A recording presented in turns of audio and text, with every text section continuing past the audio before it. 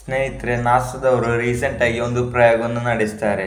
ಪ್ರಯೋಗ ಏನಂದ್ರೆ, ಭೂಮಿಯಿಂದ 12 ಕಿಲೋಮೀಟರ್ ವರೆಗೆ ಆಳವಿರುವಂತಹ ಒಂದು ಸೊರಂಗ ದಾರಿಯನ್ನು ಕೊರೆಯುತ್ತಾರೆ. 12 ಕಿಲೋಮೀಟರ್ ವರೆಗೂ ಆಳಕ್ಕೆ ಹೋದಂತಹ ಸುರಂಗ ಮಾರ್ಗವನ್ನು ಅಲ್ಲಿಗೆ ನಿಲ್ಲಿಸ್ತಾರೆ. ಯಾಕೆಂದರೆ ಅಲ್ಲಿ ಬರುವಂತಹ ಶಬ್ದಗಳು ಭಯಂಕರವಾದಂತಹ ಸೌಂಡ್ಗಳಾಗಿತ್ತು. ಆ ಸೌಂಡನ್ನು ತಿಳಿಯಬೇಕೆಂದು ನಾಸಾದವರು ಒಂದು ಮೈಕ್ರೋಫೋನ್ ಅನ್ನು ಅದರೊಳಗಡೆ ಇಡುತ್ತಾರೆ.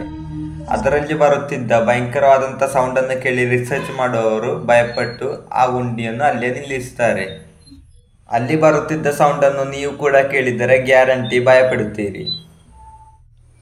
ಹಾಗಾಗಿ ಆ ಸೌಂಡ್ ಯಾವುದು ಅಂತ ಕೇಳಿಸ್ಕೊಳ್ಳಿ. 25-26 ವರ್ಷ ಆಯ್ತು ನೀವು ಹುಟ್ಟಿ.